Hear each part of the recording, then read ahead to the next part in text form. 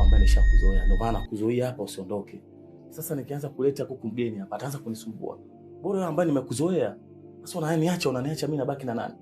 Bora naenda kwetu kwenye amani kuliko nikae kwenye nyumba muda wote ninaweza nikafa. Siwezi. Sikiza. Ishani. Mimi naomba upunguze hasira, punguza mawazo. Haya ni mambo tu madogo madogo yatapita. Wewe unashindwa kunivumilia katika kipindi hiki kigumu. Mbona hapo hali tulianza vizuri? Kwa hiyo unahitaji tumalize vibaya? Hapo siku zote waungwana wakimbiani, waungwana wanaagana kwa upendo. Sasa utaacha moyo wangu ubaki kwa mpweke juu yako. Nachokuomba rudisha beki ndani. Mambo atakaa sawa tu. Kama hapo hali ilivyokuwa. Kwa hiyo nakuomba mke wangu. Kisa mke wangu. Hebu kufikiria maisha yangu tukifikiria. Lakini mimi nataka kumwambia nataka kuendelea mpya. Kweli mume wangu? Yeah, of course.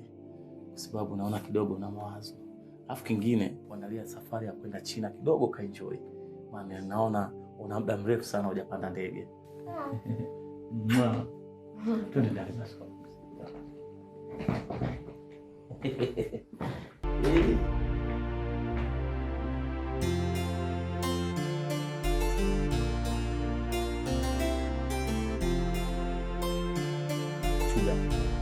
Yaani nilikuwa nakupinga sana mara kwa mara. Nakupinga mara nyingi, lakini kwa sasa hivi ninachokiona bora tu yule mwanamke mimi nimuoe. Kwa sababu naona ni kitu changu hapa kinakuwa na mambo mengi. Akitoa hili anaingiza hili, akileta hili anaingiza hili. Nyumba naiona hata ya moto. Yaani bora nikaishi kama unavyoishi maisha ya bachelor. Papa, umeongea vitu vya msingi sana. Na hichi kitu nilikushauri sana, ndugu yangu. Na mimi nikajua tu, papa atakuwa anafikiria, hawezi kukubali kirahisi rahisi mwanamke mwingine kwenye swala la mali yake. Hapana, hichi kitu nilikuwa nasubira nacho. Na nashukuru ndugu yangu kwamba umeweza kukifikiria kwa umakini na ukaona pesa ni bora kuliko hata mwanamke uliokuwa naye. Na pia pesa ambazo tunazomiliki sisi za moto, hizi pesa unazokuwa na wanawake, lazima watakawajue chanzo cha pesa nini. Wakati wao kwenye kudai matumizi haulizi chanzo cha pesa. Au unapokutana naye tu anakuta tu mali, anakuta nyumba, anakuta kila kitu. Afu anakuja kuuliza akiwa ndani ya ndoa. Na ukizingatia mimi ndugu yako karibu hapa, nishafanya matukio. Mimi kwenye familia nimebaki mimi kama mimi, sina mtoto, sina baba, sina nani, sina shangazi, sina mjomba. Mimi wote nimeua. Nimetoa sadaka kwa mizimu. Naishi vizuri, naishi mwenyewe, sina stress bro. Papa, mimi nafurahi sana kwa uamuzi wako. Okay. Mimi ushauri wako ushakaa moyoni, ushakaa akilini, kwa hiyo mimi nitafanyia kazi. Na pia kingine inabidi nirudi kwa yule mtaalamu naongee naye ili mwanamke niweze kumtegua vizuri. Ya, sadaka tena ya mwanamke itakuwa nzuri sana. Mwanamke wako wa ndoa? Mali zinafika nyingi sana ndugu. Mali inakuwa nyingi sana. Kwa nyingi sana. Yaani ni kuhakikishie kwa hilo swala uliloliamua tutazidi kuongeza mali juu ya mali ndugu yangu. Okay, ndio.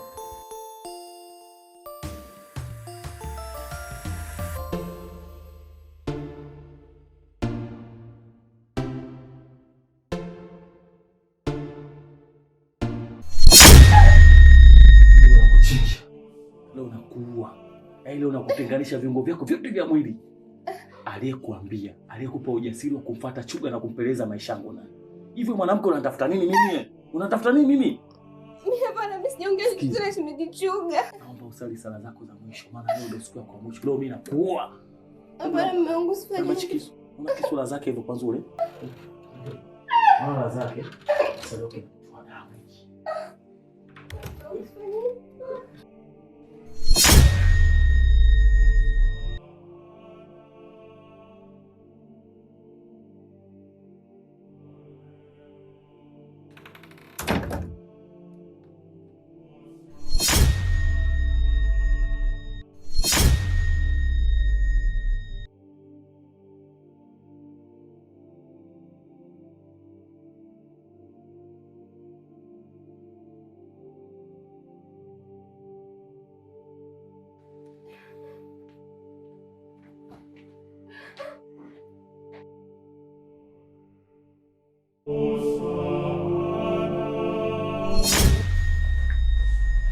Sasa dada, hivi mimi bila muda ule kutokea, si ungeuliwa? Mwenyewe si ndio mdogo wangu. Wewe ni mwanaume. Kwani shida ni nini? Anasema mimi natoa siri zake za ndani kuhusu nyumba. Leo hii mwenyewe anafikia hata kunishikia mimi kisu. Sijui yani, sielewi. Inabidi sasa ufikirie mara 2 au mara 3. Kama wewe amekushikia kisu, mimi ndio nimekuja kukusaidia. Vipi mimi si naweza akaniua moja kwa moja kabisa? Ndio hivyo.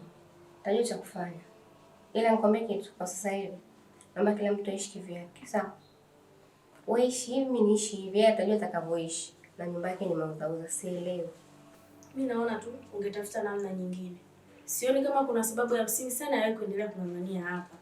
Mimi mwenyewe nipo tu hadi siku ziende. Ila ipo siku nitakuja nitoroke na sitamwaga mtu yoyote. Nikwambie kitu. Wewe jua jinsi utakavyoondoka. Na mimi nitajua jinsi utakavyoondoka kwenye nyumba. Maana mimi pia nimechoka. Mimi mwenyewe nikifikiria wazazi wangu wananiangalia mimi, wadogo zangu wananiangalia mimi. Sasa nikija kupoteza maisha bado mapema hivi. Nitakuwa nimeumiza sana wazazi wangu. Na kingine, wazazi wangu hawana tegemeo lingine zaidi yangu mimi. Mimi ndio inabidi niwaangalie kwa kila kitu. Wewe utakachoweza na mimi nitafanya nitakachoweza. Hivyo yani. Sawa.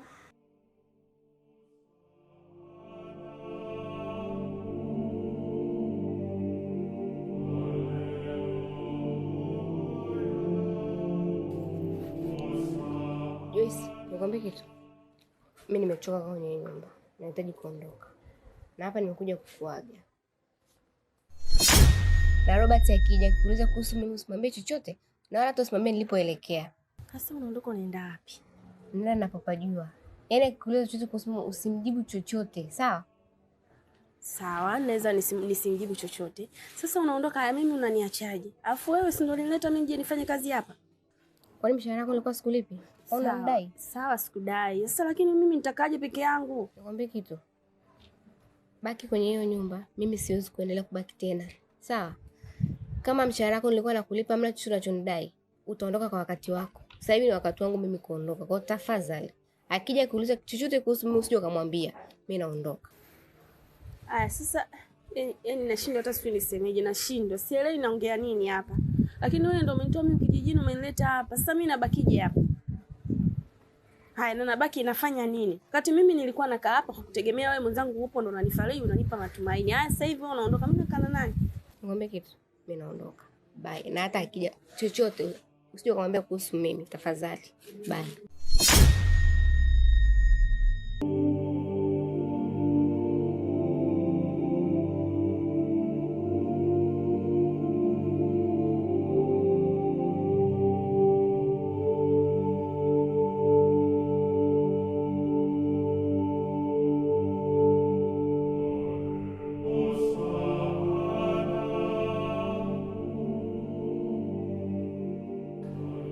Nimeingia ndani kutoka kazini, nimeingia ndani sipaelewi na mke wangu sio ataelekea wapi, na nikipiga simu zake hazipatikani tu. Mimi hata sijui ameelekea wapi. Alafu wewe si ndo mume wake, sasa mimi sijui chochote. Sasa kuniaga, ina maana angeniaga mke wangu mimi singekuja kukuuliza. Alafu na isitoshe wewe ndio unashinda hapa nyumbani na wewe ndio dada wa kazi. Na mazingira yote hapa ndani unayajua, anayetoka na anayeingia. Sasa ninavyokuja ninavyokuta vitu tofauti lazima nikuulize. Sasa mimi nimuulize nani hapa? Mimi ameniaga. Amebeba kila kitu chake, ameamua kuondoka. Ila sijui ameenda wapi. Amesema ameamua kwenda kuanzisha ukurasa wake mpya wa maisha yake.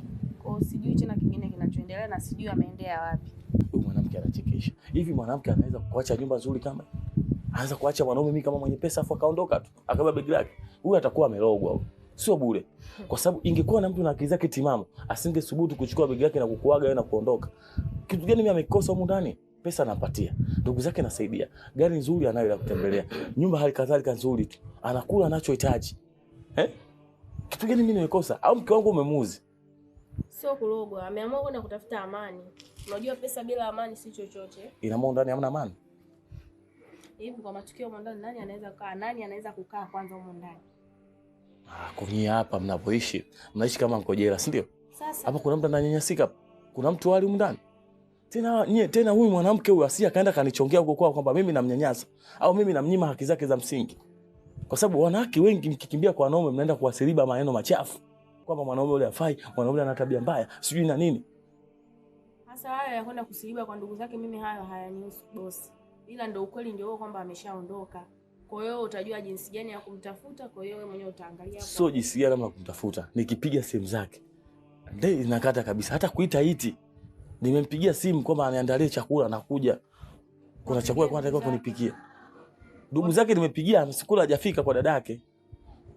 Sasa bosi mimi nifanyaje? Nishakwambia kaondoka. Okay, sawa.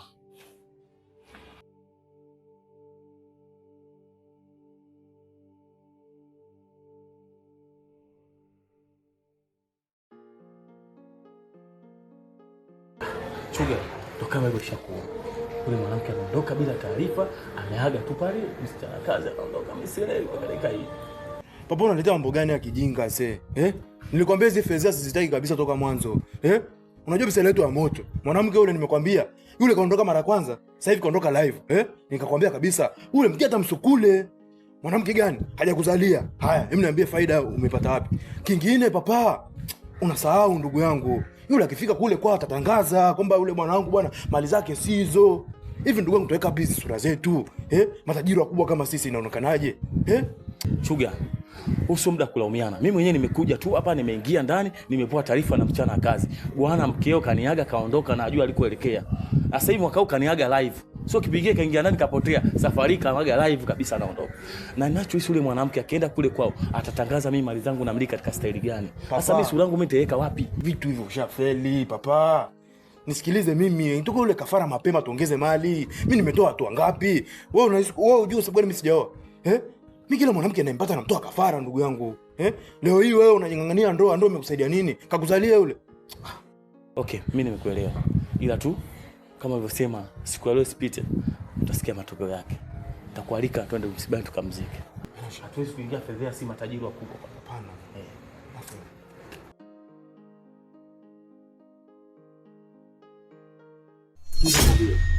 Na kutuma sasa hivi.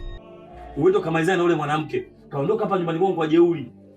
Na nahisi alivyokuwa alikoelekea anaenda kutoa siri zangu zote. Ndio ninachotaka mimi.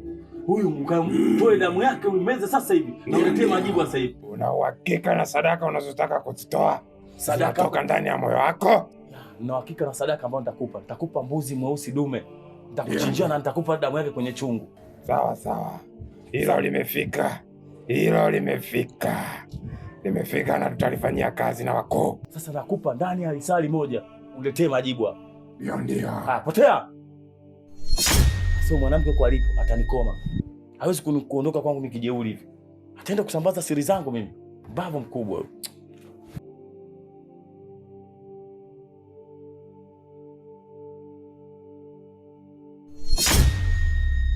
Chumia. Nadhani muona harakati zote za mke wangu kumtafuta zimegonga mwamba. Kwa hiyo akili yangu mimi imechoka sana.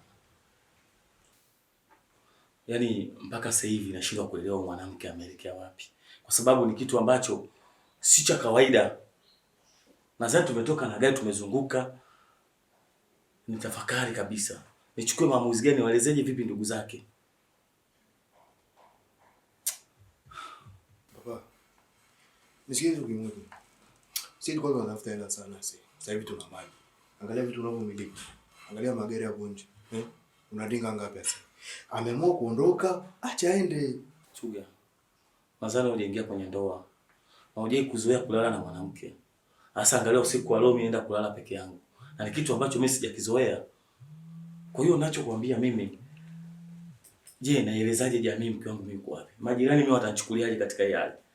Au msichana wa kazi unayemuona huyo Joyce anavyozunguka hapo. Mwisho wa siku asipomuona ule mama, ule mke wangu, unafikiri mimi atanichukuliaje?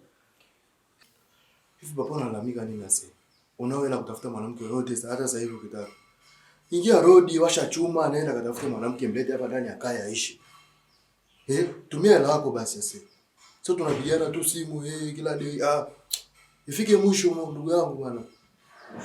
Atafuta pesa, atafuta maisha mazuri, na miliki magari, na miliki mijengo, lakini mwisho wa siku kuna starehe ya mwanamke. Siwezi kuzitandika pesa zangu hapo labda zikanifurahisha mwili wangu, hapana. Zaidi ya kula kitu kizuri, kuoga maji mazuri, kupendeza basi. Lakini starehe ya mwanamke ni starehe ya kipekee hapa duniani. Baba, tusipigane tena simu za hivi.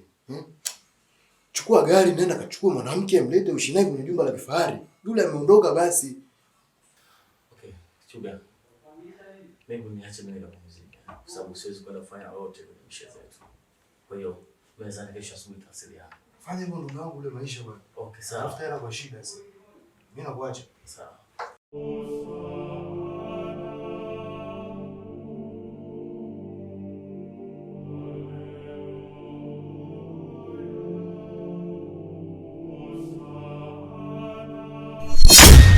Nakusikiliza. Kijana, kazi yako imeenda vizuri. Damu ya mkeo imefika mahali pake. Damu yake na nyama yake imekuwa tamu sana kwa sasa. Hapo ndo unaponifurahisha sana. Kama kweli ule mwanamke ushamalizana naye, umeua, umechinja, umekunywa damu, hapo ndo safi sasa. Kwa hiyo mimi nitarajia kupata msiba hivi punde tu. Hakikisha kafara ulizoahidi kumaliza utatoa, uzitoe kwa wakati. Swala kafara Robert. Swala kafara hilo mimi nitatoa kama nilivyokuahidi, mbuzi mweusi dume nitakupa. Sasa hivi tena nitakupa na nyongeza. Nitakufuatia marashi ya maiti, nitakuchanganyia zafarani na ubani masha, nitakuchanganyia pale, nitakuwa nakunywa, unakunywa mara 3 ili upate nguvu za kutuma kwa watu wengine. Sawa? Sawa. Kwa sababu unazidi kunifurahisha. Ule mwanamke anaondoka hapa na asili zangu nyingi sana. Kwa hiyo nilikuwa naumiza kichwa sana. Yeye hichi kiumbe changu kitaweza huu muziki. Kumbe muziki wote unaweza. Safi sana. Ule mganga hajakosea kunipa hichi kifaa. Lakini ninachotaka sasa hivi ukae kwa kutulia. Kafara zako zinakuja na kila kitu nitakupatia. Na kingine, yule mwanamke kama umemalizana naye, najua sasa hivi maisha yangu atakuwa safi na siri zangu hawezi kutoka tena ukweli. Kwa sababu alikuwa ananumiza akili sana. Alikuwa ananichanganya. Nafanyaje huyu mwanamke, namuoa katika siri gani? Kwa hiyo nashukuru umefanya kazi vizuri, na wewe ndio Mungu wangu na leo nakutegemea. Sina Mungu mwingine zaidi ya wewe. Hakikisha unafanikisha vyote ulivyoahidi kufanya. Hakikisha unafanikisha vyote ulivyoahidi kuvifanya. Vyote mimi nitafanikisha. Yaani usijali, ondoa shaka na hilo. Kafara zako ziko milioni kuja. Na mbuzi nishaagiza kila kitu. Ulikuwa unategesha tu malize kazi, umkate ule mwanamke, ushamkata, mambo yote yatakuwa safi. Wewe tarajia kuanzia jioni kafara zako utapata. Sawa. Haina shida. Sawa. Safi sana. Safi sana. Yaani hichi kifaa kinanifurahisha sana. Ndio maisha ambayo unahitaji. Hiyo imefika. Kitu kidogo namaliza. Hiyo imefika bwana.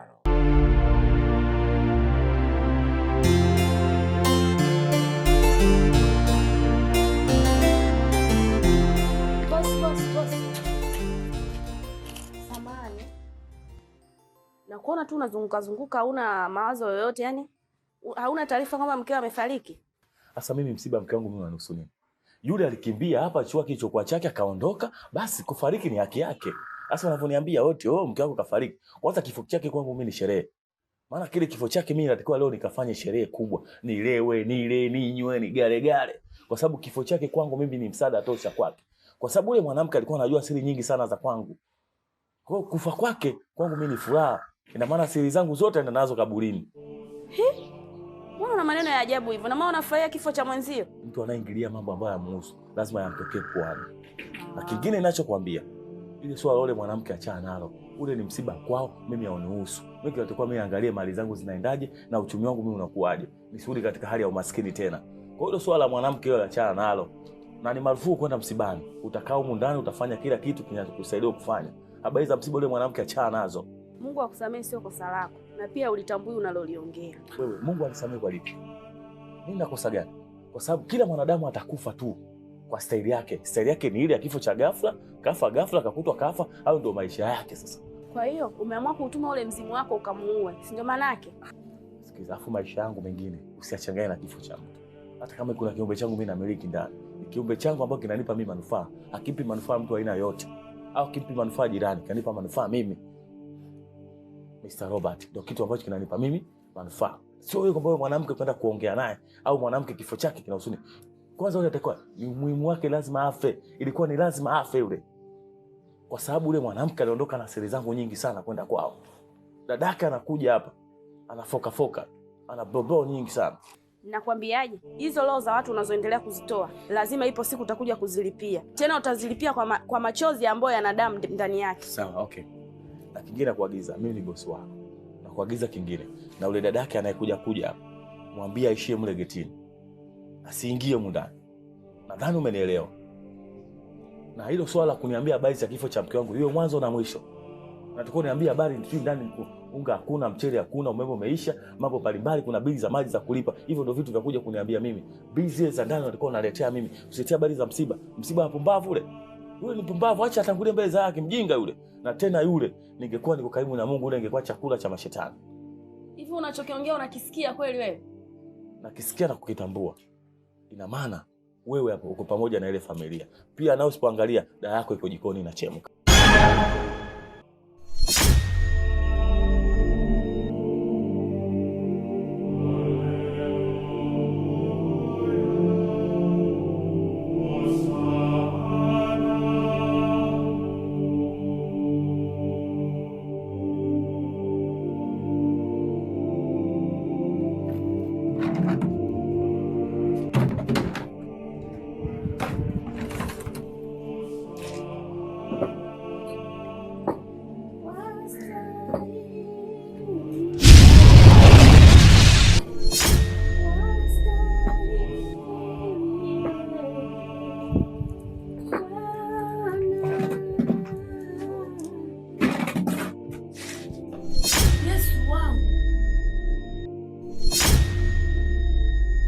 Leo nimekuja kufuata damu yako. Leo nimekuja kufuata damu yako. Shindwa pepo. Ninakuharibu na kukusambaratisha katika damu ya Yesu ulimweka pale msalabani. Moto wa Roho Mtakatifu ukakushukie, ukasambaratike katika jina la Yesu Kristo. Na kusambaratisha wewe pamoja na vizazi vyako katika jina la Yesu Kristo. Ninakuharibu na kukusambaratisha katika jina la Yesu Kristo. Damu ya Yesu ulimweka msalabani ikatende maajabu katika jina la Yesu Kristo. Ninakuharibu na kukusambaratisha katika jina la Yesu Kristo. Damu ya Yesu ulimweka msalabani ikakuteketeza katika jina la Yesu Kristo mwana wa Mungu aliye hai. Ninakusambaratisha kwa moto wa Roho Mtakatifu. Ninakuharibu na kukusambaratisha katika damu ya Yesu ulimweka pale msalabani katika jina la Yesu Kristo mwana wa Mungu aliye hai. Ninakuharibu na kukuangamiza pamoja na vizazi vyako katika jina la Yesu Kristo mwana wa Mungu aliye hai. Ninakuharibu na kukusambaratisha katika jina la Yesu Kristo mwana wa Mungu aliye hai. Katika jina la Yesu, katika jina la Yesu, katika jina la Yesu. Pepo toka. Asante Roho Mtakatifu. Asante Mungu kwa kunionekania. Asante Roho Mtakatifu. Asante Mungu kwa kuniongoza. Asante Mungu kwa kuniokoa. Kwa maana bila wewe nisingeweza katika hili. Na kushukuru Mungu. Naomba uendelee kunipigania katika jina la Yesu Kristo mwana wa Mungu aliye hai. Amen.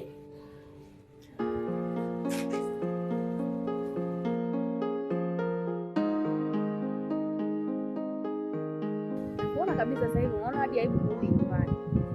Kwa yale yote mabaya unayofanya pale nyumbani. Mimi pale nyumbani sina ubaya wote. Pale nyumbani kwangu na hizo pale ni mali zangu. Na wewe ni mfanyakazi wangu. Hivi pia ni mali yangu. Hata kile kiumbe mle ndani mimi unakistabu wewe hapo. Wewe unakisumbua kile kiumbe changu. Mara ukifanyie maombi, mara ufanye hivi, mara hivi na hivi. Sasa inakuaje? Sasa kama mimi mbaya, kuna haja gani ya mimi kuniita hapa? Wewe mwenye kiumbe chako ambacho unakiona kizuri, kwa nini hujaja nyumbani? Hivi unachokiongea unakisikia kweli wewe?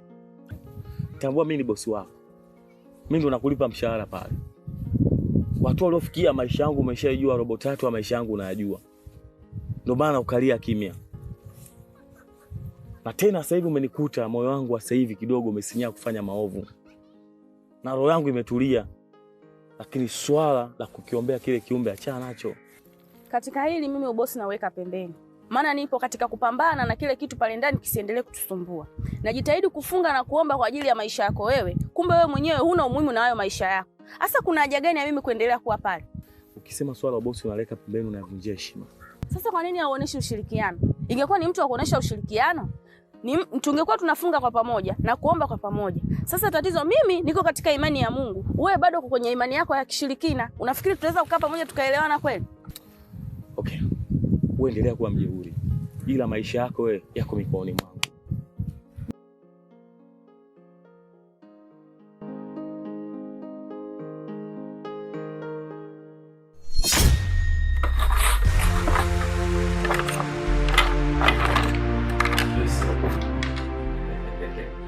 Pole na kazi. Asante. Ni moja ya majukumu yangu.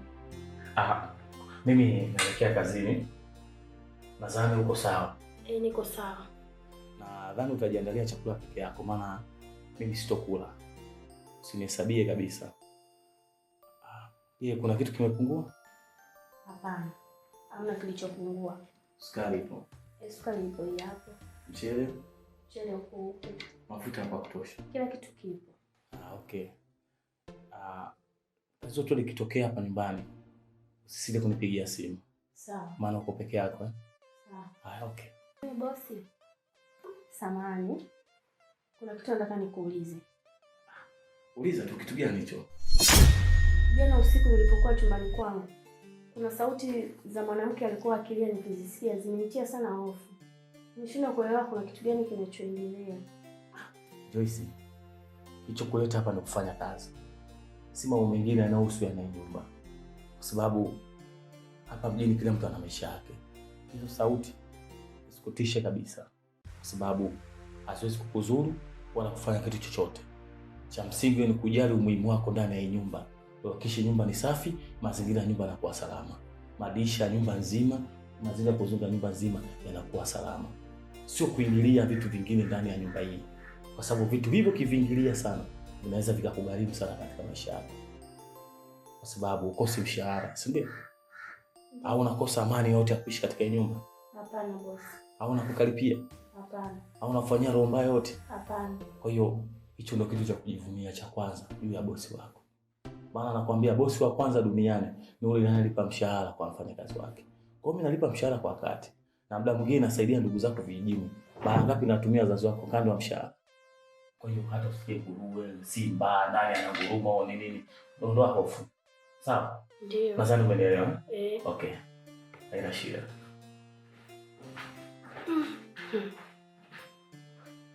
Nifanye tu majukumu yangu, mengine hayanihusu.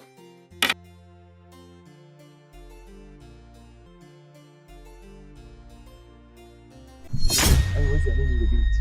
Mimi ananisumbua, anashindwa hata kulala usiku. Yaani anafanya mambo ya ajabu, anafanya maombi, anaongea na kile kiumbe utafikia anaongea kama mimi ninavyoongea hivi. Sasa papa, huyu mtoto ni mchawi karisi kwao au ndo huyu Yesu anemtaja? Mpaka yule binti anambia mimi nimeongea na mzimu wako unaweka huko ndani, ukupera, msukule wako ni sio na nini. Yaani anaongea vitu ambavyo viko by nature kabisa.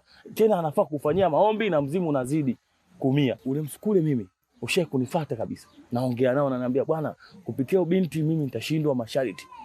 Nitakufa hapa na utakuwa maskini. Huyu binti mzimu mwenyewe umeshindwa hata kumnyonya damu yule binti. Yule binti anajiamini. Na yule binti ndani yake kuna Mungu. Kwa hiyo mimi ninachohitaji yule binti, nitafutie vijana wakamuue. Na hao vijana nawatoa Arusha kesho, napiga simu machalio wanashuka kama ndege. Yaani napiga ngora tena wanakuja na bike. Wakimaliza shule wanatembea ujue. Hatuweki kikao. Na wapigia machalio kesho. Okay, sawa. Kama itakuwa hivyo mambo yataenda sawa. Kwa sababu mimi nimechoka, naumiza akili. Bali nifanye mambo yangu, fanye biashara zangu. Nafikiria kiumbe kidogo kama kile. Sio kichafu, yani kitakataka kichafu kwanza. Yaani kwanza mimi kinanikera nikijaga pale. Yaani kipo tu, yani ukikiangalia yani akieleweki papa unaisha. Bwana tukichinje tu. Baridi haina shida. Basi hapo papa.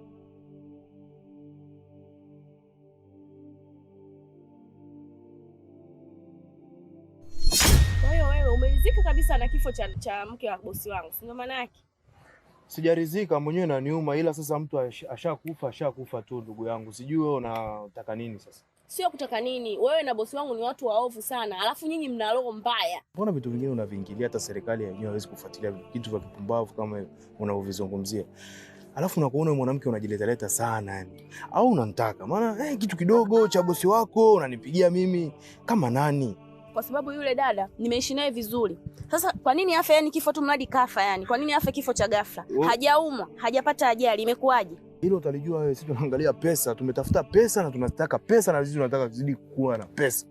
Yaani mambo mengine sijui nyoko zenu hizo unazozileta, unakaa kula mshahara wako, tulia, ukishindwa nenda kwenu. Nisikize nikwambie. Yaani uchafu wenu wote na maovu yenu yote mnayofanya mimi nayajua. Sija ukaniona mtu wa kawaida sana. Umenielewa wewe? Na nimeamua tu kukuambia kwamba najua kila kitu kinachoendelea. Msije mkaona kwa kuwa nimenyamaza kimya. Sasa labda nikwambie tu wewe fukara mpumbavu mmoja. Nisikilize, mimi nina pesa. Kwa hiyo unachotaka kusema kwamba unaenda kushtaki kuhusu kifo, sijui nani atakusikiliza, maana mahakama zote tumezishikilia, au utaenda kushtaki wapi? Maana unaona kama yani mbona sikuelewi dada. Sio kama nataka kwenda kushtaki. Ila tu niko katika kuwakumbusha jambo hili moja.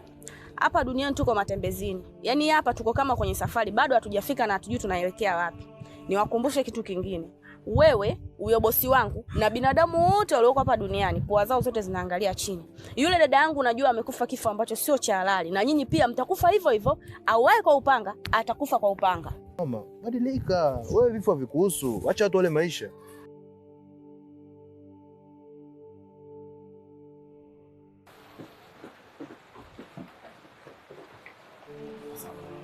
Suga, kitu nilichokuitia hapa.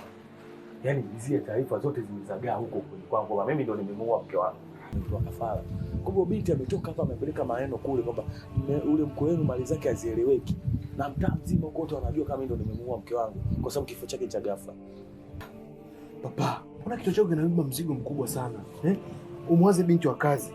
Umwaze sijui ndugu zake. Uwaze tena marehemu. Wala uwaze mali zako. Papa, unaishi na mtu gani? Nishakwambia yule binti ni mchawi.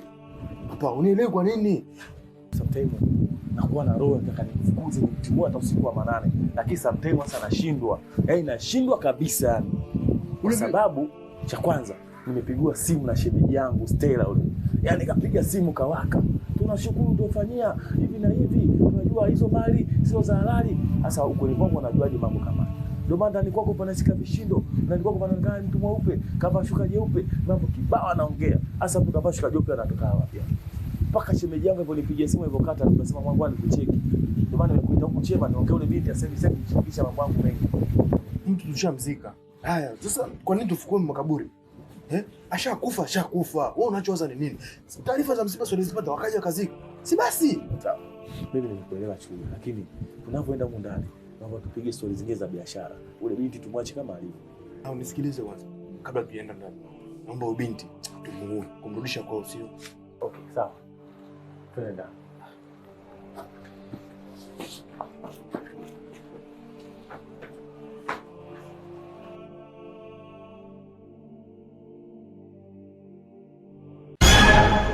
Piga kazi wa Luta. Wewe unajikuta nani? Unajikuta mwana maombi sana, mwana maombezi sana. Mungu gani wewe ambaye unamwamini? Maana huyu Mungu hawezi kunizuia mimi kutokuua wewe kwa sababu wewe una chochote. Lakini kila tukijaribu kupanga kikosi kivamie hapa, haupo wetu kwa kanisani. Ukienda kanisani unaambiwa huyu mtu ametoka. Wewe nani? Wewe mchawi. Yaani sio wewe papa tu. Mkiwezekana kueni hata kikundi. Alafu muone kama mnaniweza.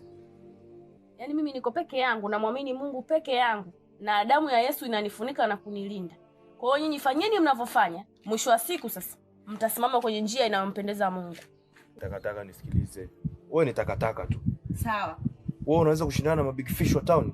Sasa kama mimi siwezi kushindana na nyinyi mko wangapi na kwa nini mmenishindwa? Hatuja kushindwa. Papa ndo naona anakuchelewesha kwa sababu yeye ndo akirudi anarudi hapa ni kwake.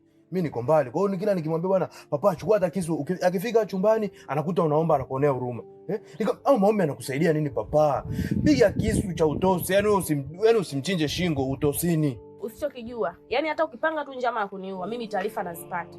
Ndio ujue kwamba mimi naishi kwa kumtegemea Mungu na Mungu ananilinda kwa sababu nipo katika kueneza neno lake la Mungu hapa duniani watu wote wamjue. Sasa sijui unataka nini tena kingine. Wewe ni mchawi. Huwezi kusingizia Mungu. Mbavu wewe. Toka. Ingia ndani kuna msubiri papa hapa mimi na maongezi naye.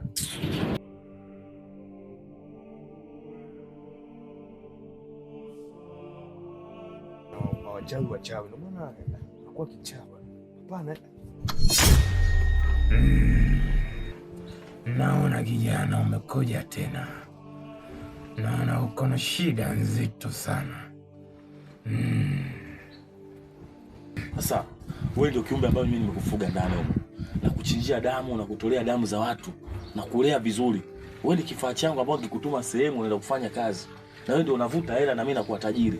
Sasa unaponiambia yule binti wewe umemshinda, unamshindaje yule binti? Wakati mimi kafara kibao nakutolea wewe.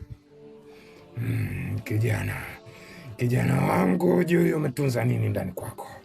Kijana wangu yule binti amebeba vitu vizito sana. Falme za kwao. Kwao sijui ni mbinguni, kwao sijui ni wapi. Zinachanganya sana falme za kwetu kuzimu. Sijui yule binti tutafute kafara ya namna gani ili tuweze kumdhibiti. Au wewe umeweka mipango gani kwa yule binti? Sasa kiumbe ambacho mimi ndo nakutegemea wewe, ambao nimepoa kabisa na mganga wangu mtaalamu ambaye namwamini kwamba hichi kifaa utaweka ndani ndio kinakupa mambo yako yote yanaenda sawa. Sasa leo hii wewe unakuja kuniambia yule binti unamshindwa? Nimekutuma mara ya kwanza unasema unamshindwa. Una wewe binti sijui uko vizuri. Wewe unamshindwa? Mbona mimi ukitaka ng'ombe nachinja, ukitaka damu ya binadamu ninachinja? Kila kitu kitaji mimi nachinja. Sasa mimi nahitaji yule binti umchinje kama ulivyomchinja yule mke wangu. Basi wewe unashindwa? Anaenda kuharibu kazi yule binti. Anaharibu kazi kabisa. Sijui tumfanye nini. Sijui. Kafara yake ni nzito sana. Ni nzito sana. Inabidi uangalie katika ramani zako huko duniani. Uangalie. Sijui tumweke kafara ya aina gani huyo binti. Kafara ya huyo binti ni nzito. Kafara ya huyo binti yahitajika. Sinabidi yani. Ubiti yani bwana asumbua kiombe changu mimi. Nafika tu mpaka nyumba ina raha.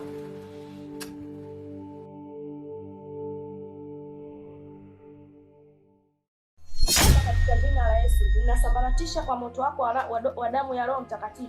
Bwana Yesu, ninasambaratisha kila nguvu za giza zilizoko mahali hapa. Ninaharibu kila mipango ya adui katika jina la Yesu Kristo mwana wa Mungu aliye hai. Naondoa kila roho za kishetani zinazoenda kinyume na wewe. Ninaharibu kila mipango ya adui mwovu ambaye ni shetani. Ninasambaratisha kila mipango ya ovyo katika jina la Yesu Kristo mwana wa Mungu aliye hai. Ninaharibu kila mipango ya adui katika jina la Yesu Kristo mwana wa Mungu aliye hai. Ninasambaratisha kila roho chafu katika jina la Yesu Kristo mwana wa Mungu aliye hai. Mungu Baba Mwenyezi, naomba utufunike kwa damu yako iliyomwagika pale msalabani. Utuondoe na kila nuksi, mikosi na mabalaa katika jina la Yesu Kristo mwana wa Mungu aliye hai. Ninaharibu kila shetani na kazi zake. Ninafukuza kila shetani na wafuasi wake. Ninaharibu kila mipango ya adui katika jina la Yesu Kristo mwana wa Mungu aliye hai. Tunaomba baraka zako na uwezo wako usikae pamoja nasi. Tunaomba ukatufunike kwa damu yako iliyomwagika pale msalabani. Mungu Baba Mwenyezi, tunaomba ukatuondoe katika kila mitego ya adui mwovu shetani. Bwana Yesu, tunaomba baraka zako na uwezo wako katika jina la Yesu Kristo mwana wa Mungu aliye hai. Mungu Mwenyezi, tunaomba utufunike kwa damu yako iliyomwagika pale msalabani. Wewe hivyo unajielewa na utimamu wewe? Aliyekuruhusu kufanya maombi ndani ya nyumba yangu ni nani? Aliyekupa kibali cha hii sehemu ya shetani, hii sehemu inamilikiwa na shetani. Sasa unakuja unafanya maombi. Aliyekuruhusu nani hapo? Bosi, kila mtu ana uhuru wa kumwabudu Mungu kwa namna yake. Mimi nimeamua njia yangu sahihi ya kumwabudu Mungu ni hii. Sasa wewe shida yako ni nini? Ni kiburi, si ndio? Alafu tambua mimi ni bosi wako. Upaswi kunibishia kile ninachokuambia. Mimi ndo nakulipa mshahara na uko hapa kwa ajili yangu. Unajua mundani kuna zindiko gani? Unajua mundani imefunika kwa damu aina gani? Nilifanya makafara mangapi ambayo hataki maombi? Sasa bosi, mimi maombi nimeona nisikupigie kelele. Nimetoka ndani, nimekuacha ndani, nimekuja kupigia maombi hapa nje. Wewe shida yako ni nini? Maana ya maombi hayakugusi wewe, yananigusa mimi binafsi. Sasa wewe unateseka nini hapo, labda tuambiane. Unanipanda kichwani, si ndio? Unanipanda kichwani? Nikulipe mshahara. Ulale kwangu. Ule unachotaji, afu unanibishia. Sasa nachokwambia, humu ndani hapapaswi kufanywa maombi, wala kutajwa Yesu Kristo, wala kutajwa Mungu. Humu ni hekalu la shetani. Yaani ukiingia ndani ile geti pale, unajua umeingia katika himaya ya shetani. Hapa anaabudiwa shetani tu. Hapa ni sehemu ya ishara za shetani tu. Hii ni hekalu, hapa panamilikiwa na nguvu ya shetani. Sasa iwe mwanzo na mwisho, kuanzia leo basi kufanywa maombi. Maombi ukafanyia huko? Nadhani nimeeleweka, si ndio? Wewe na upuzi wako. Hala bosi huyu. Sio kosa lako, ni hayo mapepo yanayokuendesha.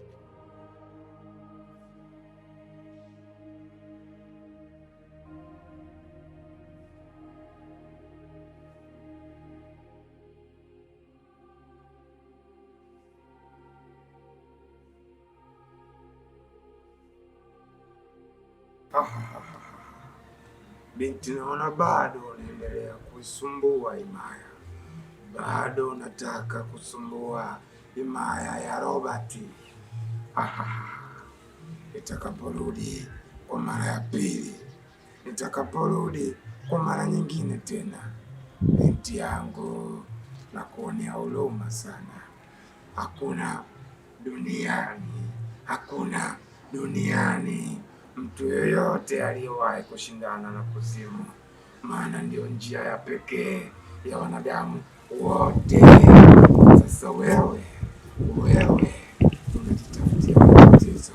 Nitakaporudi kwa mara nyingine na kuja na nguvu sio ya kawaida. Sikiliza wewe kiumbe, wewe umeumbwa na kutengenezwa na mwanadamu. Mimi nimeumbwa na kutengenezwa na Mwenyezi Mungu. Kwa hiyo mimi na wewe hatuendani hata kidogo. Alafu kingine, ukiendelea kunifatafata nitakuangamiza moja kwa moja, kuanzia wewe mpaka huyo anayekufuga. Si unaelewa? Itakuwa hujui kuzimu vizuri. Itakuwa hujui kuzimu vizuri. Endelea na Mungu wako atakufungulia njia. Ujue kuzimu wanaishi kina nani. Wamepiti. Subiri nikuletee dawa yako. Subiri niongeze nguvu inayostahili. Subiri nikuongeze nguvu inayostahili wewe binti. Sio tu kwenda kuongeza nguvu. Ikiwezekana, beba wewe na hao wakubwa wako wote njoo nao hapa. Alafu mimi nitawaonesha ukuu wa Mungu uko sehemu gani. Tutaonana kati ya mimi na nyinyi nani zaidi. Mimi niko mmoja, nendeni mkachukuane wote kikundi kizima njoeni hapa. Alafu mimi nitawaonesha. Bado siwezi kwenda kumwita mfalme kwa binti mdogo kama wewe. Bado sana. Subiri uone. Subiri muda.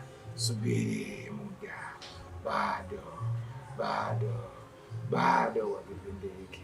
Subiri tuongeze nguvu binti. Subiri muda wako. Utafika wa kuisoma namba ya kuzimu. Subiri.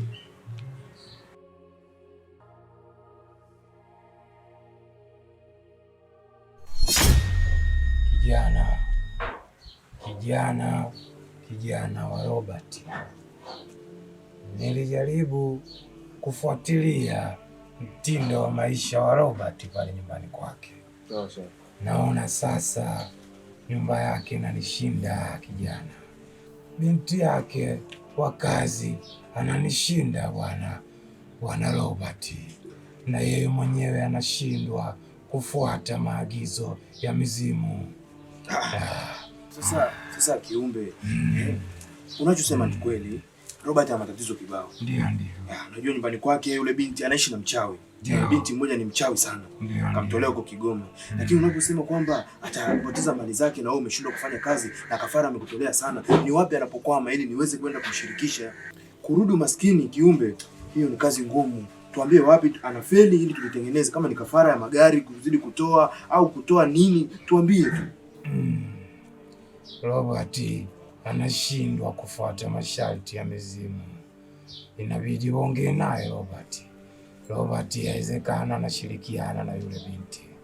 Na mashaka binti hawezi kuwa na nguvu ya kushinda mizimu. Binti anasumbua sana. Robert asipokuwa makini atapoteza mali zote. Atapoteza mali zote. Sasa ataishi maisha magumu sana. Na wewe utakuwa hatarini, maana yule ni rafiki yako. Mimi nimekuelewa. Lakini kiumbe bado unaneka sielewi vizuri. Kwa nini unashindwa kulifanya hili swala? Alikuahidi atakuchinjia ng'ombe mweusi dume. Ukasema sawa, ni sadaka ambayo inafaa. Leo hii tena unaniita na mimi unaniambia kwamba yule binti ana nguvu kuliko mizimuni. Kweli? Hii imekaaje kiumbe? Jaribu kuongea na Robert. Jaribu kukaa na Robert. Mtajua nini cha kufanya. Lakini hatua tulofika sasa hivi sisi tunaelekea kushindwa. Tupo hatua mbaya sana. Jaribu kuongea na Robert vizuri. Mnaweza mkapata njia ya kusaidiana na mizimu. Sasa hivi tunawasikiliza nyinyi. Sawa. Sasa hivi tunawasikiliza nyinyi. Nimekuelewa, na nikitoka hapa nampigia simu tukatengeneze, mwisho siku aje kae na wewe muamalize masuala. Mimi sitaki kwenye umaskini tena. Yaani ufukara, siwezi kurudi kwenye ufukara kwa ajili ya tatizo la binti mpumbavu tu. Yaani hili swala naenda tunalimaliza. Ndio. Sawa. Ndio.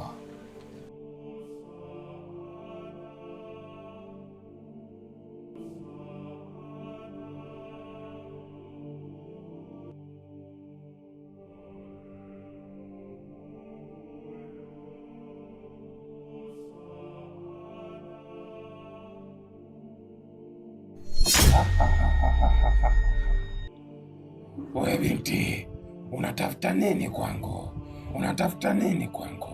Mara zote umekuwa ukinifuatilia, mara zote umekuwa ukinifuatilia. Shida yako ni nini kubwa kwangu? Hebu nielezee, shida yako ni nini kubwa kwangu?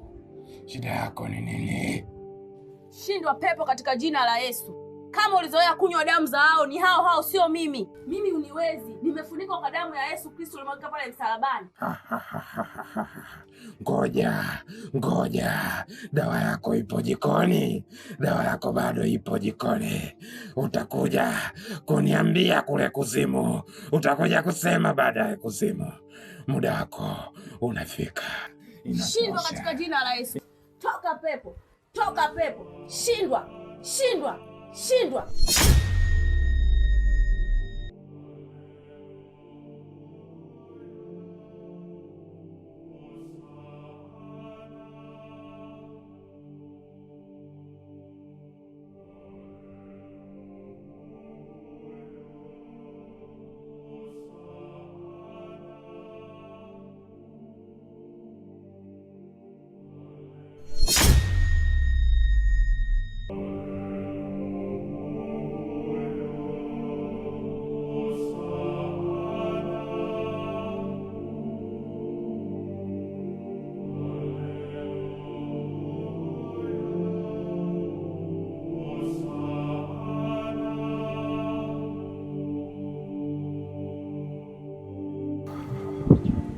Nimekuja kuchukua uhai wako. Nimekuja kuchukua uhai wako. Nimekuja kuchukua damu. Nimekuja kuchukua damu yako. Umekuwa ukisumbua sana misimu. Kwa nini unamsumbua bosi wako? Kwa nini msumbue bosi wako? Nahitaji damu. Nimekuja kuchukua uhai wako. Nimekuja kuchukua damu yako, kwa sababu umezidi kuleta maombi yasiyostahili katika himaya yetu. Shindwa katika jina la Yesu na kuharibu na kuteketeza kwa moto wa Roho Mtakatifu. Shindwa katika jina la Yesu na kuharibu na kuteketeza katika moto wa Roho Mtakatifu. Damu iliyomwagika msalabani itakuunguza na kukuteketeza katika ulimwengu. Ninakuharibu na kukupoteza katika jina la Yesu Kristo mwana wa Mungu aliye hai. Ninakusambaratisha katika jina la Yesu Kristo mwana wa Mungu aliye hai. Roho Mtakatifu atasimama nami katika tukio hili la leo. Ninakuharibu na kukusambaratisha katika jina la Yesu Kristo mwana wa Mungu aliye hai. Shindwa pepo. Kwa damu ya Yesu, kwa jina la Yesu. Shindwa pepo. Toka. Kwa jina la Yesu, kwa damu ya Yesu.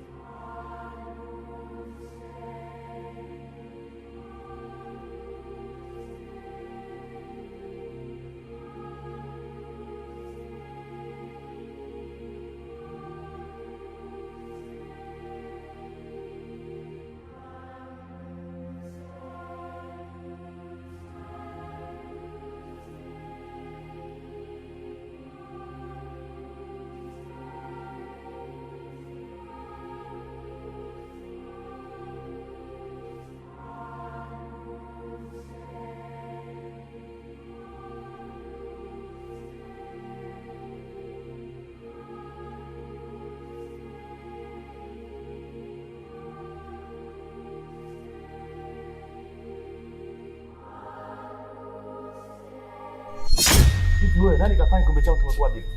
Kwa sababu wewe akili unaenda kufanya mambo kijinga kwenye kikombe chako kinadondoka pale. Na wewe ndio unashinda hapa nyumbani.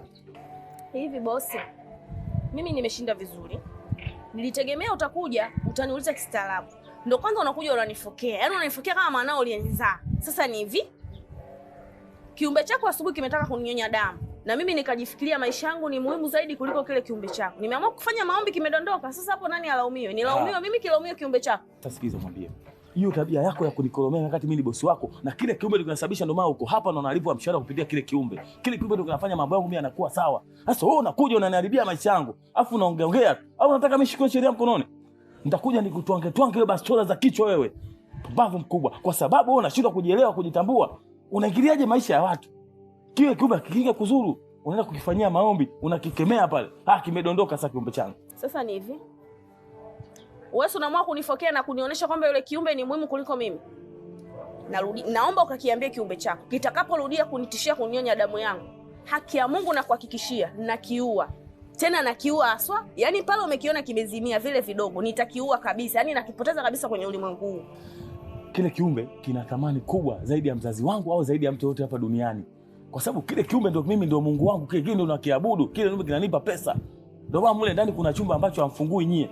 Kile kule ndo masjidi yangu, mimi kule nafanya kila kitu. Narudia tena, kitakaporudia kunisumbua, nitakiua, utakikuta pale nje. Tena sio nje tu, nitakitoa nje ya geti. Sasa endelea kufanya ujinga. Babu kubwa. Uko si vipi amnazo nini? Haiko sawa. Tena sijui uko maeneo gani, sijui chooni, sijui kote.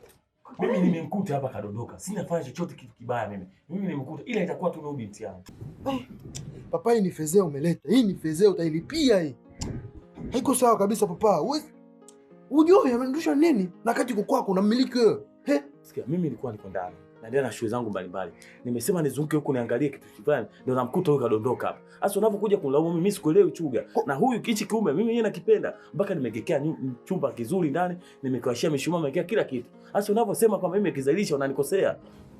Ndio kila kitu kwetu, ndio anatupa mali, pia anatupa maisha, tunatamba, tunaenjoy, tuna magorofa. Leo analala chini. Papa, kiumbe ndio kinatugea sisi pesa. Hatupaswi kulaumiana hapa. Huu ni muda wa kwenda kukiingiza neno na kukistiri. Kwa sababu hapa pia watu wanaikuja mara kwa mara. Wasije wakakikuta hapa mimi kaingia aibu. Ya, ni sawa. Ni sawa. Sikiza, tumbebe.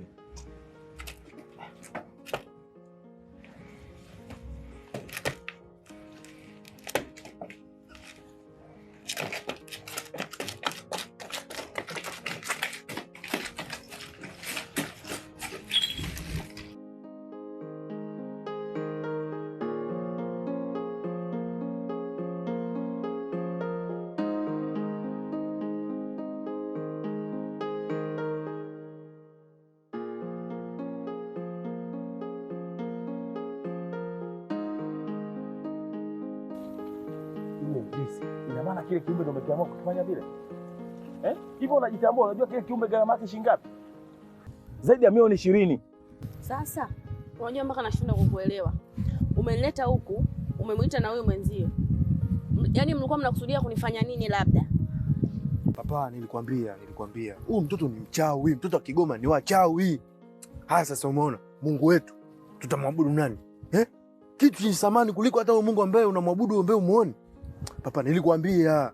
Kwa hiyo umeniita huku ili mje mnitisha mnifanye nini? Yaani labda niwaambie kitu kimoja, nyinyi mko wawili hamwezi kunifanya mimi kitu chochote.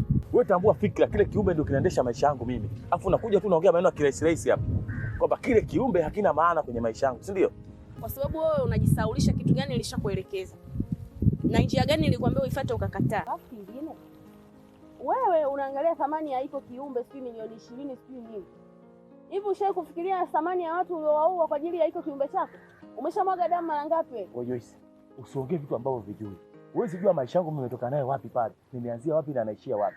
Hivyo unajitambua wewe? Hizo kafara zinakuhusu nini wewe? Wewe unalishwa pale, unakula, familia yako maskini inakula. Kinachokuumiza ni nini? Kwani kula ni nini? Nyumbani kwetu nilikotoka nilikuasili.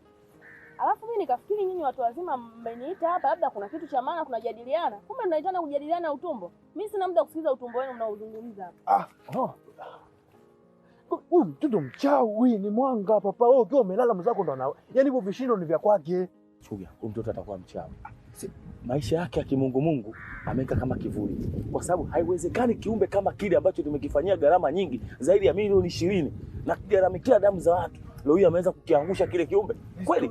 Huyu binti ana nini huyu? Papa pale kwa sisi tukisema turudi mizimuni hawatatuelewa. Yule ndo kukiamsha. Papa, yani sisi hatuna nguvu yoyote. mpaka sasa hivi sijui mambo yangu atakuwaje. Mpaka kile kiumbe kizinduke ndio mambo yangu yaendelee kuwa mazuri. Mambo atakaanza kustaki. Sasa tukirudi nyumbani, tuhakikishe ule binti aiza uhai wake tuondoke nao, aiza kile kiumbe kizinduke. Mimi nadhani ndio hivyo. Basi sawa papa, hamna muda kuchelewesha hapa.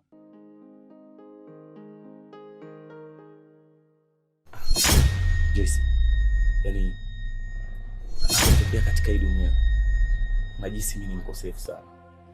Kwa hiyo nilichokiamua sasa hivi nataka kuanzisha safari yangu ya kumjua Mungu, ya kuacha matendo yote ninayofanya, ya kutoa kafara, ya kumiliki mali za kichawi. Kwa hiyo sio unasaidiaje? Kwa hiyo nahitaji kumjua Mungu.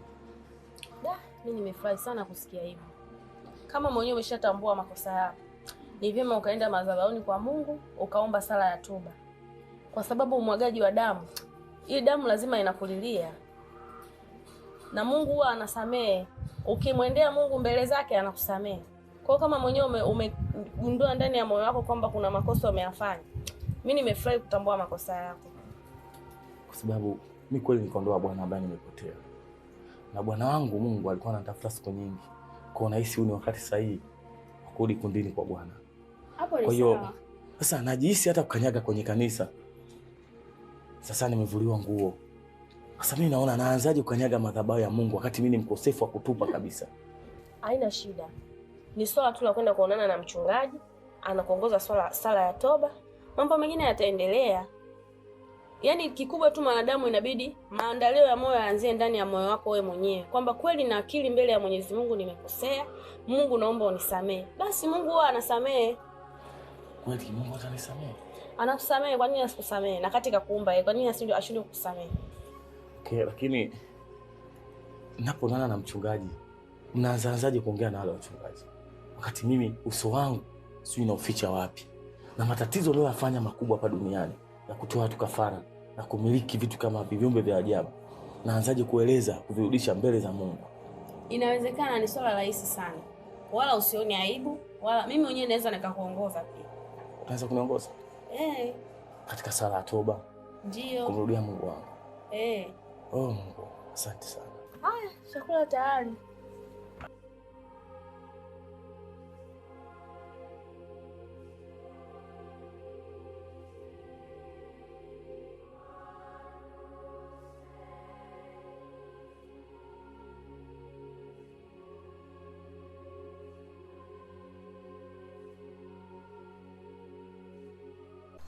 Kaka, hivi mshawahi kujiuliza ni kwamba katika haya mambo yenu mnayofanya yanaumiza watu wangapi? Unazungumzia kafara nini? Ya mdudu, ya nyoka, ya binadamu? Maana sisi tunafanya kafara zote. Unazungumzia kafara gani?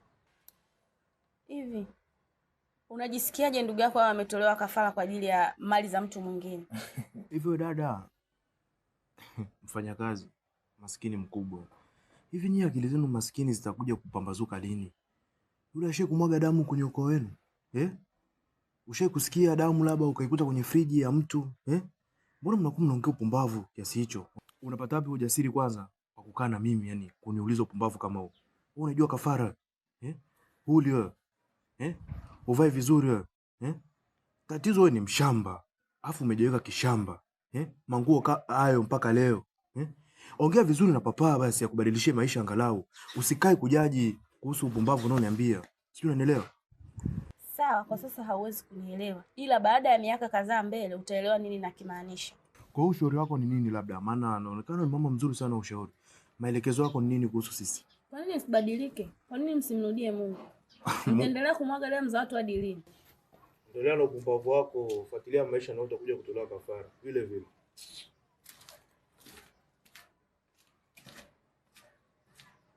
Kila lenye mwanzo alikosi mwisho. Hizi damu zinazomwagika lazima siku zitakuja kupata malipo yake. Itafika tu wakati wenu.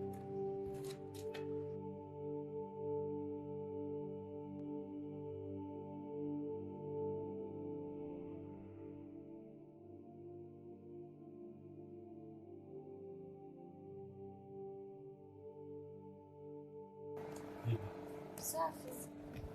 Za kazi. Sana, lakini nimepitia pale kwa mchungaji wako. Yaani cha kushangaza, yaani mchungaji wako nimemshangaa vibaya mno. Nimeenda ofisini kwake namsikiliza tu. Eti ananiambia wewe ukitaka kuokoka, kumjua Mungu, kumjua Yesu Kristo, inabidi mali zako zote ulizopata kwa njia ya shetani uziache. Kwa hiyo nataka mimi nikaanze kupanga chumba mtaani na kuanza maisha mapya, kuuza maji barabarani. Sasa hapo kichokuchoa kitu gani? Wanasema ukimkataa chizi kataa na makopo yake. Sio wanasema unataki shetani mali zake unazitaka. Kataa vyote. Inafika hatua na tafakari kuanza upya ni ngumu sana kwa wanadamu aina yote. Hebu tizama nyumba yangu ilivyokuwa nzuri, tizama gari yangu nao tembea ilivyokuwa nzuri, tizama ninavyovaa mavazi mazuri. Kwa hiyo nataka mimi leo hii nikaanze upya, nikapange chumba, eti mali zote za kishetani mwachie shetani, ya Kaisari mwachie Kaisari. Sijui, yani kaongea vifungu hata mimi simuelewi pale. Kwamba mimi nikaanze upya kweli? Jamani, hata kama kuokoka kuko hivyo jamani, design jamani. Hicho kigundua wewe maamuzi hayajaanzia ndani ya moyo. Wewe hizo mali ulizipata kwa njia ya shetani. Sasa hivi inabidi utafute mali kwa kufanya kazi kwa bidii na kwa kumshirikisha Mungu. Mungu atakubariki, utapata nyumba zaidi ya hii. Lakini ninachokuambia ni hivi. Hebu jaribu kuongea na ule mchungaji. Hata kama kuja kutakasa gari yangu, aitakase nyumba yangu, aitoe yale mashombo ya shetani, lakini sio kuacha mali zangu na kuacha jumba ili kabaki kama gofu, nikaenda kuanza maisha ya mtaani. Ngongoje au na mkokoteni natembeza pipi. Hivi kweli? Nilichogundua wewe maamuzi yako hayajaanzia ndani. Ila nikukumbushe kitu. Maji na mafuta haviwezi kukaa pamoja. Ubaya na ukweli haviwezi kukaa sehemu moja. Hilo ujifunze. Okay, sawa. Pambana kupo. Lakini sio kupambana kivile nikafikia hatua hii iliyofikia. Maisha sasa hivi yamekuwa magumu. Pesa imekuwa ngumu sana. Watu wanauana kwa sababu ya pesa. Lakini leo ukiniambia nikapambane katika njia iliyonyooka, I swear to God, nitasurvive sana. Sitofanikiwa kama pale. Basi utachagua. Uishi maisha ya duniani yenye raha, ukaambulie moto mbinguni, au uamue kujitengenezea njia ya mbinguni mapema sasa hivi. Yaani hapo utaangalia kipi chenye urahisi kwako. Okay. Ngoja nikatafakari. Lakini sidhani kama nitaweza.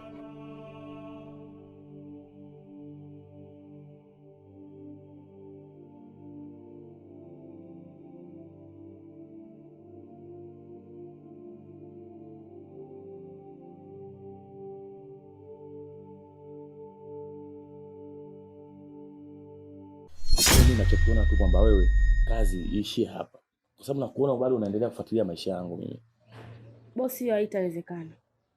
Sasa naachaje kazi wakati mkataba wangu bado? Sawa, mkataba ulikuwa unaenda miaka 3. Lakini mimi unasitisha mkataba. Afu unavyoniambia wewe hutaki kuacha kazi. Ina maana unanipinga mimi. Mimi ambaye ndo na mamlaka, mimi ndo nakupa fedha zangu wewe. Bosi, yani kwa hilo halitawezekana. Siwezi kuondoka mpaka nikamilishe jukumu nililoleta hapa.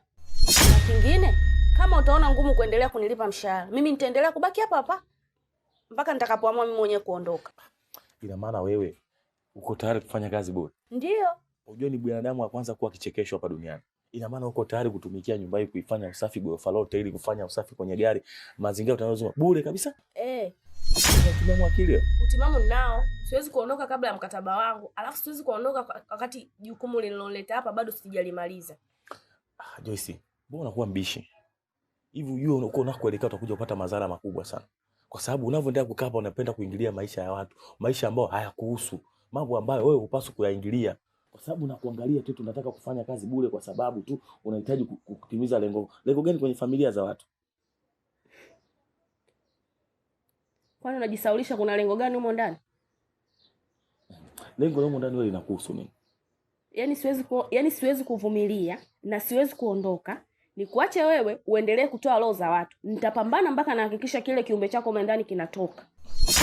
Ila usipoangalia uhai wako mtaweka ndani ya mfuko wangu. Hautaniweza. Namwamini Mungu pamoja na Yesu Kristo mwana wa Mungu aliyemwaga damu yake pale msalabani. Sasa sikiza niambie.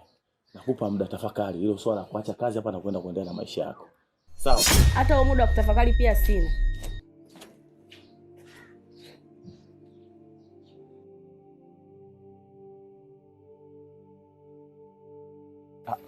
Yaani mimi nilichokiamua sasa hivi, hii nyumba nimebaki huru peke yangu tu. Ule binti mimi nishamfukuza na sasa hivi hakuna mtu anayeishi huko. Lakini cha ajabu mimi nimemfukuza ule binti bado kile kiumbe bado kinakoroma ndani. Ina maana unataka kuniambia papa sasa hivi uko free hapa? Hivi hakika bado kile kiumbe bado kinaumwa. Sasa wewe unapata ujasiri wa kufukuza kile kijakazi na wakati kitu ambacho tunakiabudu tunakisujudia kinaumwa. Papa, mbona unanichanganya? Nikichanganya kiumbe changu kinaumwa, nikichanganya na yule msichana kazi bado nazidi kuvurugwa. Na mimi ndio nikachukua maamuzi ya kumfukuza. Yani cha umuhimu ilikuwa point ni kwamba usingemtimua kwanza, atutibie masuala yetu huyu kiumbe chetu. Baada ya hapo tumuue. Wewe unamfukuza mtu ambaye anajua siri zako? Papa. Sikiza nikwambie kitu kimoja. Chuga, mimi yule binti acha ende zake akafanye maisha yake. Kwa sababu nimekaa muda mrefu sana nimetafakari. Nikiendelea kukaa naye na kumfuga na kumlea, atakuja kuletea madhara makubwa sana ndani ya familia yangu. Papa, yule mtoto ni mchawi yule. Yaani kweli kiumbe ameamua kukifanya kinakoroma hapo ndani. Hakina chochote, hakina maajabu yoyote, tujatoa sadaka, tuna kama siku 3 hivi. Sijui tutaelekanaje. Sijui utaonekanaje kwenye mizimuni bwana. Kile kiumbe hawezi kufa ndani. Kwa sababu kile kiumbe kishakufa mimi ndio nazidi kuwa maskini. Kile kiumbe mimi najua tu namna gani ya kukisaidia kikainuka tena. Hata nikafara nitatoa tena ili tuweze kuinuka. Kwa hiyo yani hitimisho hili swala nini? Kwa mimi nakwambia tuwe kuwa huru, kuwa na amani. Kile kiumbe kitarudi hali ya kawaida na tutaendelea kupiga pesa. Basi sawa.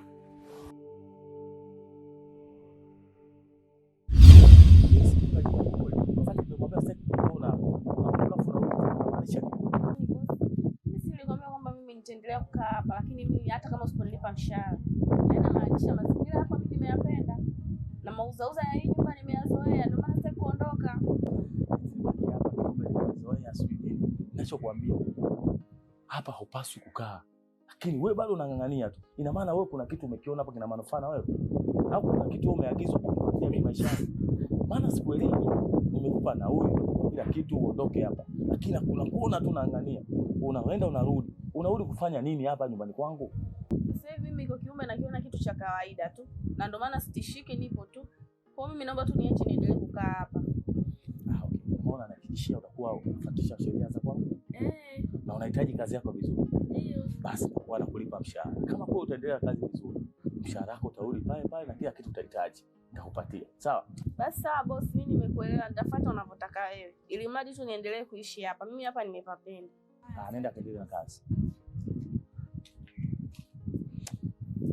Ubeti. Anatafuta nini? Au kuna jambo ameagizwa kunifukuza mimi? Maana anaenda anarudi. Nimemtimua anakuja tena kuomba tena kazi kung'ang'ania hapa. Okay sawa, wanaona mwisho wake.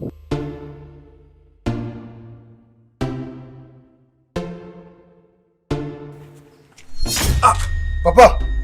Vipi ndugu yangu? Wewe. Huna kazi za kufanya? Huna muda kutulia nyumbani kwako. Umpatwa na uchizi. Tajiri. Shida gani? Nini kinakusumbua? Chuga, kuanzia leo urafiki mimi na wewe basi. Afu hiyo mwanzo na mwisho kuingia ndani kwangu. Hii nyumba inaingia watu waliookoka, watu wanamjua Mungu, watu wanamjua Yesu Kristo. Wewe kichaa. Unapatwa na kichaa. Alafu usiniite mimi kichaa. Sawa? Tena sasa hivi unachesha kwa kanisani. Huu ni muda wa kwenda ibadani. Na mimi nakushauri ndugu yangu, hebu jaribu kubadilisha maisha. Maisha yalikuwa tunaishi ya zamani, mimi sasa hivi maisha sina. Hivyo una akili timamu wewe? Wewe kanisani, wewe na kanisa wapi na wapi? Papa, wewe mtu wa mizimuni umekokaje? Nani atakupokea na kafara zako hizo ndugu yangu? Kumbe wewe unapenda kufuatilia maisha ya watu, napenda kuwaona watu wanaibikiwa katika maisha yao. Mimi sasa hivi mwenzio nimemfuata Mungu na nampenda Yesu Kristo na nimeokoka. Hii nyumba unaona hii? Hii nyumba yote imejaa na upako wa Mungu. Hii nyumba humu muda wote ni kwaya, muda wote ni kumsifu Yesu Kristo. Unajidanganya wewe. Sisi ni kuokoka. Papa, nimekufuata kuna madili.